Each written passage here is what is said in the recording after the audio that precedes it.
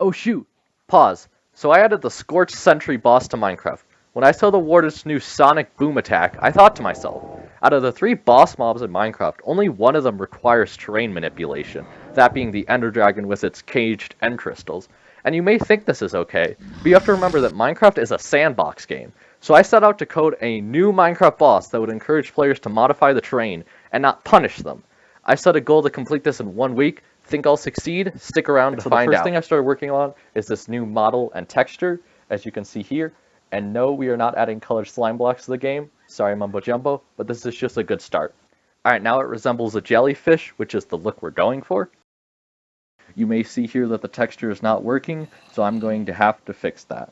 Alright, now that we've completed the blue texture and made it work properly in game, which I think is looking pretty cool, I also added a white one and a red one in. So the white and red one also have the shield, which I will explain later. So my main idea for the soul jellyfish is that you'll kill them and they'll have a chance to drop what will be called some item, I think some sort of glue or something, and that's how you'll spawn the boss. And the reason I wanted to do it in the Soul Sand Valley is since there's so many ghasts, it's kind of annoying to go there, but there's not really any reward. So this will be the reward for going there now. And you may have saw in the last clip that the jellyfish can drop reflective glue, and now I've added it in so that if you place it down, it will spawn in a little piece of reflective glue and will say 1 ember heart, 1 wither bone, and 1 lightning rod. Alright, so now if we place down our reflective glue, we can throw an ember heart, a wither bone, and a lightning rod in, and you'll see as we throw them in, the titles disappear. And once all 3 of those are thrown in, it will summon the boss in, but I have not coded that yet. So after far longer than I care to admit, I am finally done with the boss's texture. As you can see here, it's looking pretty scary, and if you're wondering my inspirations from it, it's sort of a combination of a Death Tyrant from D&D, the Pain Elemental from Doom, and the Elder Guardian from Minecraft.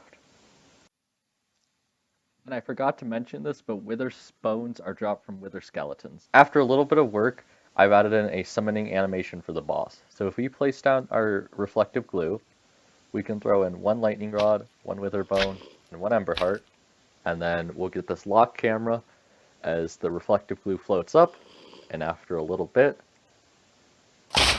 it will blow up, and that's when the boss would spawn in. Now I have added the boss into the summoning mechanics, so if we place it down and we do the same thing again, you'll notice once it's done rising, instead of just poofing into thin air, we will actually get the boss that summons in. And in game it looks pretty scary, not gonna lie. Alright, so as I beta fight the first iteration of the Scorched Sentry, there's a few things I want to point out. First, it doesn't really face towards the player, and this will always be hard to do just because of how big it is, but this is something I do want to improve since it does not move currently at all.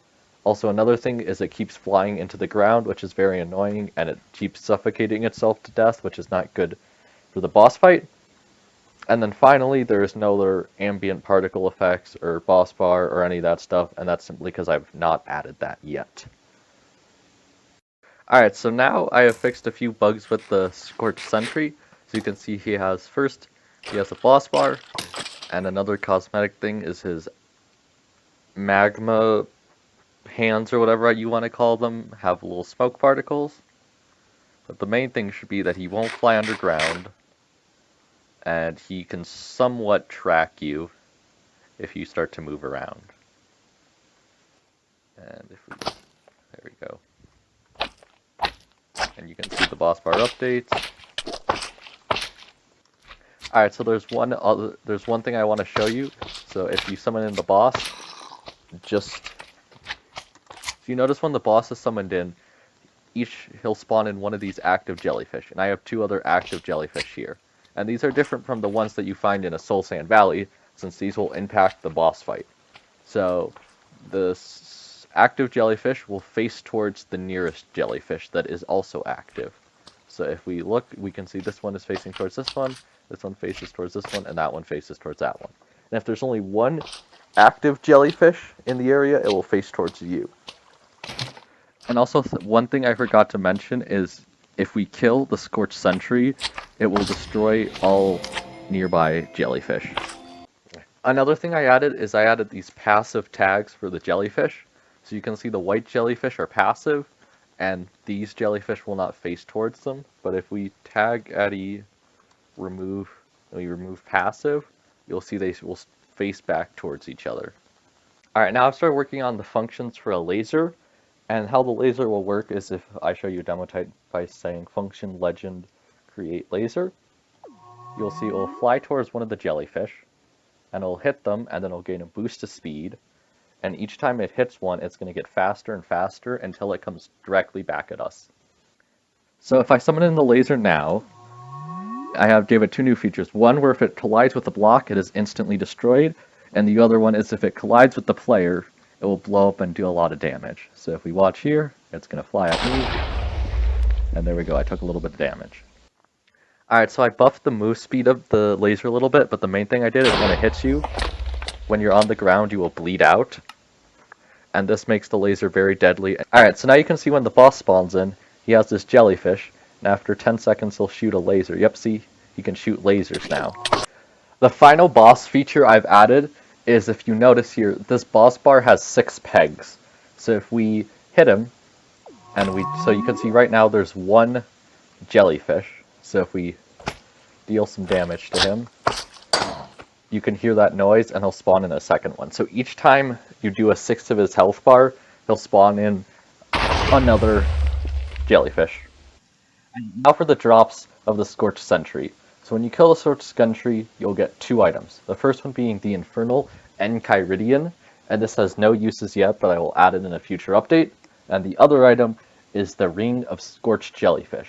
So when it's in your ring slot, which is one of these two, you gain 2 absorption hearts per Scorched Jellyfish ring whenever you kill a mob. So I can show you if we summon a cow in and kill it.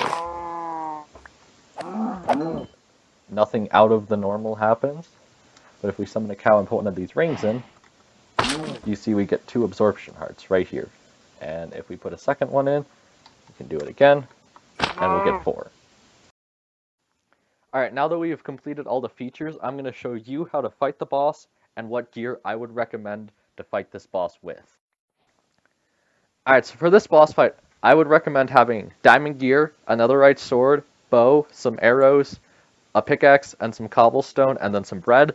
This is what I used to fight the boss, and I was able to beat it. He's a pretty fun boss to fight, and my main strategy was, in the beginning, I would be placing blocks and outrunning the lasers, since the lasers were still slow with only 1 or 2 jellyfish active, and I was just trying to weave in hits after each laser shot. And I knew I'd have to change my strategy as the boss fight went on, but this will work for about the first 1 to 3 jellyfish he has out.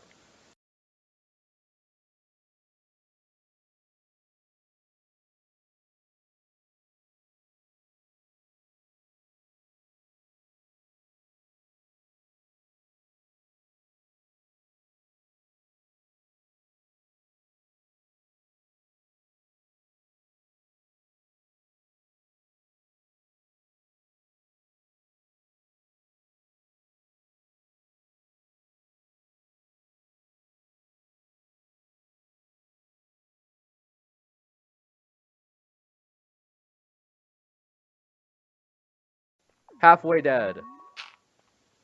Once I got the boss to half health, I sort of had to change my strategy around. Now the lasers bounced around a lot quicker, and they were harder to dodge since there was more than 3 jellyfish out. So at this point, I was trying to spam blocks and trying to weave in between the blocks I placed down, while still running around to avoid getting hit by the laser. Also, at this time, I started using my bow a lot more since I could safely hit the boss from cover.